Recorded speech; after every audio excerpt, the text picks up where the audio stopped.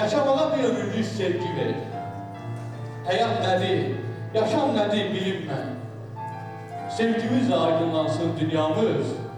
Bu dünyanı baştan başa sevirmez. Avropa-Azərbaycan məktəbində Fərqli Səslərin Ahəngi adlı poeziya görüşü keçirilib. Tədbirin əsas məqsədi cəmiyyətimizdə inklüzivliyin təşviqi, fərqliliklərin bir araya gələrək vahid harmoniya yaratdığını nümayiş etdirmək olub.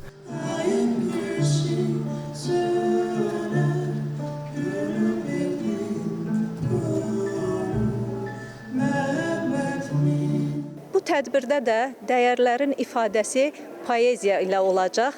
Əlbəttə ki, istedadlı gənclərimizin təqdimatında və bu səhnənin özəlliyi odur ki, əlilliyi olan və olmayan gənclər birlikdə, inklüziv bir mühitdə gözəl bir təqdimat göstərəcəklər. İncik baxışlarım, nigaran üzüm. Görüşdə səhnəyə həm əlilliyi olan, həm də əlilliyi olmayan şəxslər birlikdə çıxaraq şeirlər səsləndirib, musiqi nömrələri ilə proqramı zənginləşdiriblər. İncəsənət dərin bir ünsürdür ki, həm şeir, həm musiqi, yəni insanın daxilindən gələn duyğuları ifadə etməyinə kömək olur.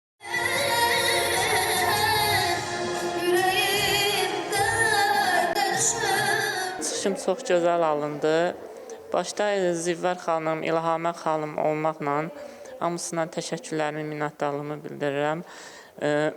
İştirak edən bütün dostlarıma buradan uğurlar arzu edirəm.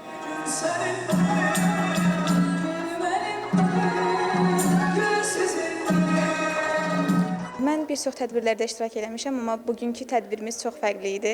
Tədbirdə uşaqlarımız iştirak elədilər. Mən özüm də görmə qabiliyyətim çox azdır. Hər kəsin çıxışı möhtəşəm idi. Tədbir həqiqətən çox möhtəşəm idi. Bir çox tədbirlərdə iştirak eləmişik. Yeganə xanımla bir çox videolarımız trend olub sosial mediada. Bugünkü tədbirə bizə dəvət etdiklərinə görə təşəkkür edirik. Olanlara baxma sən. Nə qədər çətin olsa, yenə qalaq həyatda, yenə qaçaq hər işə. Qoruyaq özümüzü, insan olaq həmişə. O qədər zövq aldım, möhtəşəm bir tədbirin şahid oldum. Çünki burada poeziya var idi, çünki burada səmimiyyət var idi, çünki burada sənət var idi, istedad var idi, dəyər var idi, insanlıq var idi. Hər zaman bizim məsələlərimizin ana mövzusu nədir? İnsanlıq, insan olmaq.